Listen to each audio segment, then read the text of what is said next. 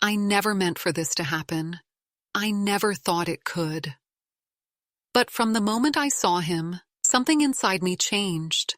It wasn't fear. It wasn't just curiosity. It was something else. Something no one would understand. Emma, stay close. These aren't pets. They're wild animals. Wild, dangerous, untouchable. That's what they always said. That's what I was supposed to believe. But when I looked into his eyes, I didn't see a beast. I saw something deeper, something real. Wow. That was the first time I saw him. I didn't know it then, but that moment, that gaze, it was the beginning of everything. The first time Emma saw Kumba, he was different from the others.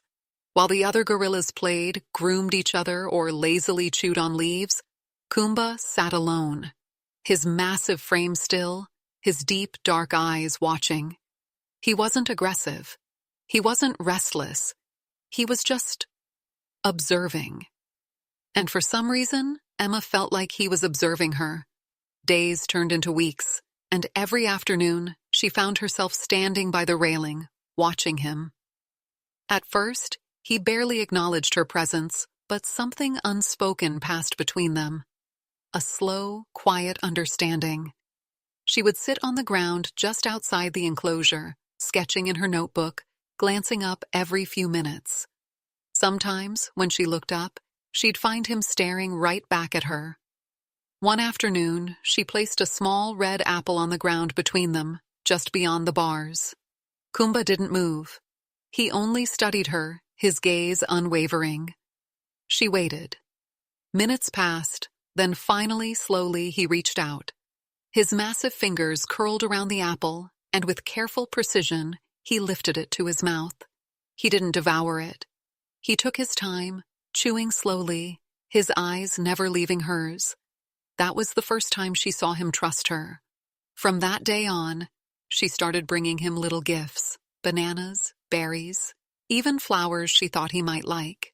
And each time he took them gently, never snatching, never showing aggression. There was something almost human in the way he responded. One afternoon, she did something different. Instead of leaving a treat, she lifted her hand and slowly tapped her chest with her fingers. A simple motion. A greeting. She had seen the younger gorillas do it with each other, a sign of recognition. Kumba blinked at her, unmoving. Then, after what felt like forever, he lifted his own hand and mimicked the gesture. Emma felt her heart leap. It was small, but it meant everything. He understood. From then on, their bond grew. She spoke to him softly, told him about her day, about things she couldn't tell anyone else. He would listen, tilting his head as if he understood. Some days, when she was quiet, he would tap his chest first, as if asking her what was wrong. She was no longer just a girl staring at a gorilla. She was someone he saw, someone he recognized, someone he trusted. Emma sat cross-legged near the enclosure, her notebook resting on her lap. But she wasn't writing. Instead, she watched Kumba, who sat just a few feet away on the other side of the barrier, his massive arms resting on his knees. The space between them felt smaller now, like an invisible bridge had formed, connecting two worlds that were never meant to meet. She decided to try something new. Carefully, she lifted her hand and waved. It was a small, hesitant motion, but Kumba's reaction made her freeze. He didn't just watch. He raised his own hand, mirroring her movement, his dark eyes locked onto hers. A slow, deliberate motion, so simple, yet so powerful. Emma smiled. "You're learning," she whispered. Each day she taught him more, simple gestures, small signs. She had seen the researchers use sign language with the gorillas before, but she never expected Kumba to respond to her. Yet he did. When she showed him the sign for food, he touched his lips. When she signed happy, he let out a deep, rumbling sound, almost like a chuckle. The more time they spent together, the more she realized. Kumba wasn't just watching. He was understanding. One afternoon, she arrived with a small mirror, holding it up so Kumba could see his reflection. He flinched at first, then slowly leaned closer, his massive hand reaching out but stopping just before touching the glass. He stared at himself, then at her, as if he was seeing something new for the first time. She giggled. "That's you," she said softly. Kumba huffed, then turned the mirror toward her. It was a simple action, but it made her chest tighten. He wasn't just looking at himself. He was showing her that he saw her too. Their bond grew stronger with each passing day. She knew his moods, his habits, the way he looked at her when he was curious, the low grumble he made when he was content. He protected the younger gorillas, always keeping a watchful eye on them. He was gentle with the smallest ones, letting them climb over him, tug at his fur. And yet, he carried a quiet strength that made even the other silverbacks respect him. Sometimes, when Emma sat beside the enclosure after a long day, Kumba would settle close, watching her as she spoke. She told him everything, the things she never told anyone else, her fears, her dreams, how she never quite felt like she fit in. And though he never spoke back, his presence was enough. He was listening, he understood, and somehow, in ways she could never explain, she felt like she belonged. Emma sat on the ground, her fingers idly tracing patterns in the dirt as Kumba lounged nearby, his massive frame rising and falling with each slow breath. Their connection had grown into something unshakable, something real. She no longer just visited him. She belonged in his world, but not everyone saw it that way. "Emma, this has to stop." Her father's voice cut through the air, firm and unyielding. She looked up to see him standing a few feet away, arms crossed, his expression unreadable. Behind him, one of the sanctuary staff shook their head. "You don't understand," she said, standing quickly. "He's not dangerous, not to me." Her father sighed. "He's a wild animal, Emma. He doesn't belong to you, and you don't belong to him." The words stung more than she expected. She turned to look at Kumba, who watched the scene unfold with calm, knowing eyes. He didn't move, didn't react. But she felt his presence, steady and unwavering. The warnings kept coming. She overheard the staff whispering about her, about how it wasn't safe for a girl to be this close to a silverback. They spoke of risks, boundaries, rules. That night, she made a decision. If they wouldn't let her see Kumba, she would find a way herself. The next evening, just before sundown, she snuck out of the house. The air was thick with the sounds of the jungle, the hum of crickets blending with distant animal calls. Her heart pounded as she approached the enclosure, slipping through a gap in the fence where the staff rarely checked. "Kumba," she whispered, pressing her fingers against the cool metal bars. He was there, waiting, his dark eyes meeting hers. A soft rumble echoed from his chest. For a moment, everything was as it should be. No rules, no warnings, just them. Then, a sharp voice broke the silence. "Emma!" She spun around. A flashlight beam cut through the darkness, landing on her. One of the rangers stood at the fence, radio in hand, expression tight with concern. "What are you doing here?" Panic surged through her. She turned back to Kumba, as if he could somehow fix this, as if he could make the world understand. But he only watched, silent as ever. Within minutes, her father arrived, his face pale with anger and fear. He pulled her away from the enclosure, his grip firm but not harsh. "This is over," he said. "No more." Emma swallowed hard, fighting the lump in her throat. She turned one last time, her heart sinking as she met Kumba's gaze. She wasn't sure if he understood what was happening, but in that moment, she knew one thing for certain. Something had changed, and nothing would ever be the same again. Emma sat on the edge of her bed, staring at the moonlight streaming through her window. The house was quiet, but inside, her mind was racing. Her father's words echoed over and over. "This is over. No more." But how could it be over?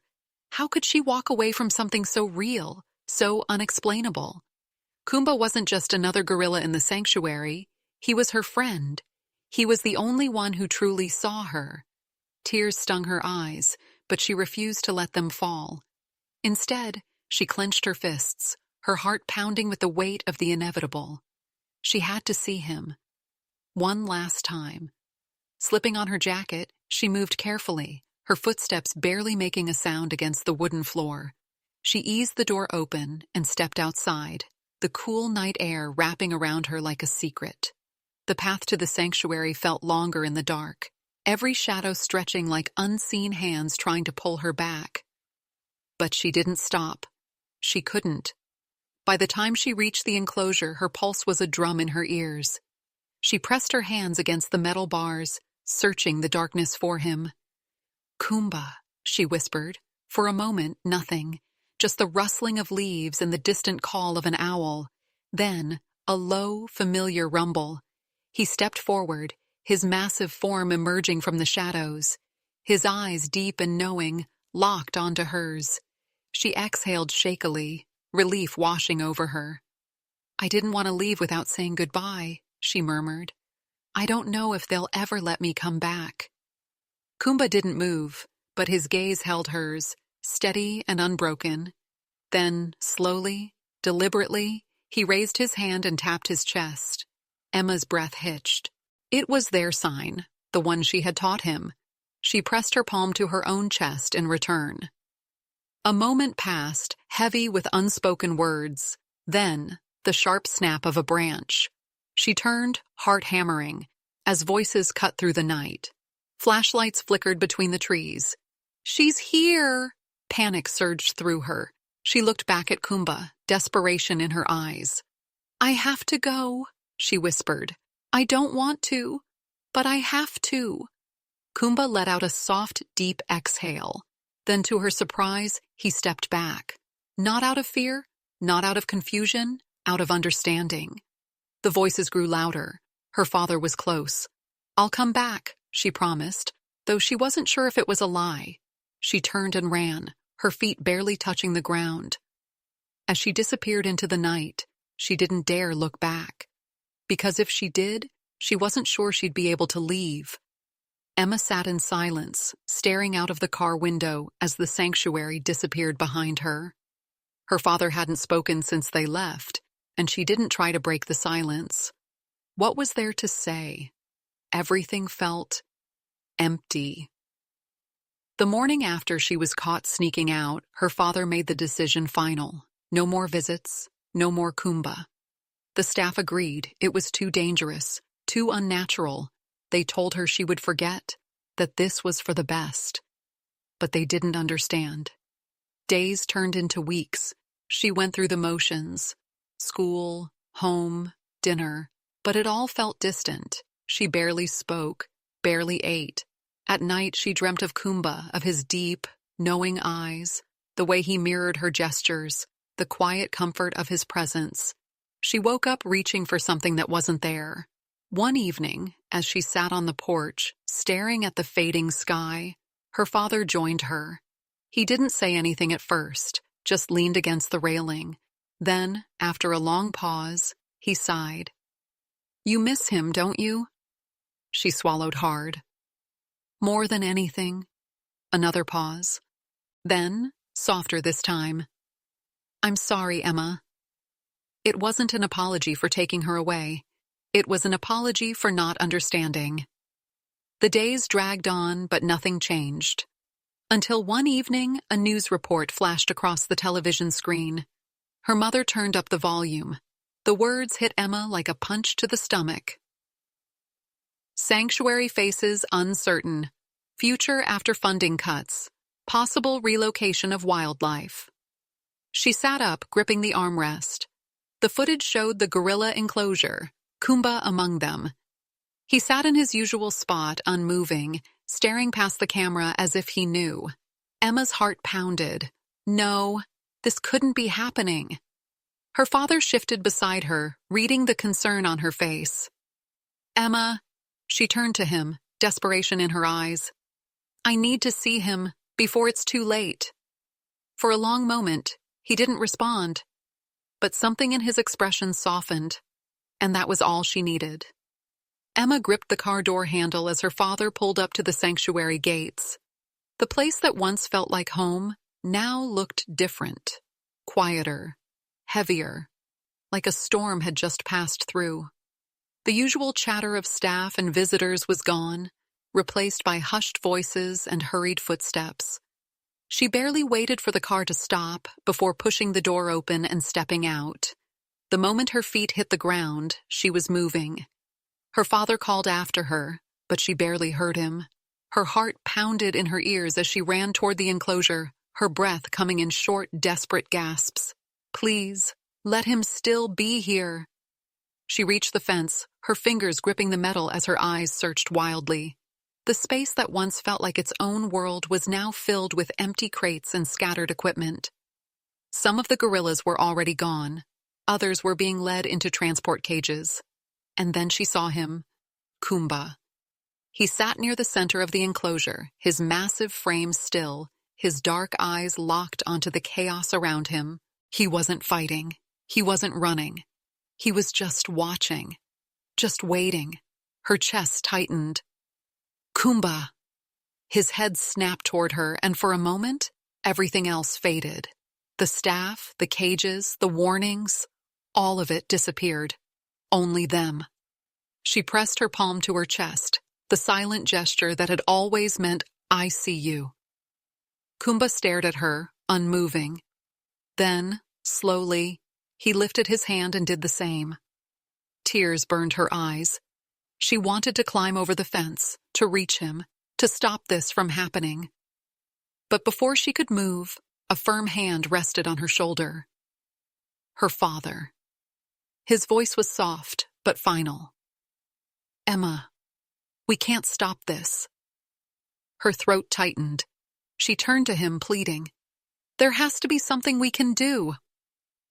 But even as she said it, she knew the truth. The decision had already been made. A low, deep rumble echoed from Kumba's chest. Not fear, not anger. Understanding. A metal gate clanked open. The staff called for him. It was time. He looked at them one last time, his dark eyes lingering on Emma's. Then, with slow, deliberate steps, he moved forward. She clenched the fence so hard her knuckles turned white, and just like that, he was gone.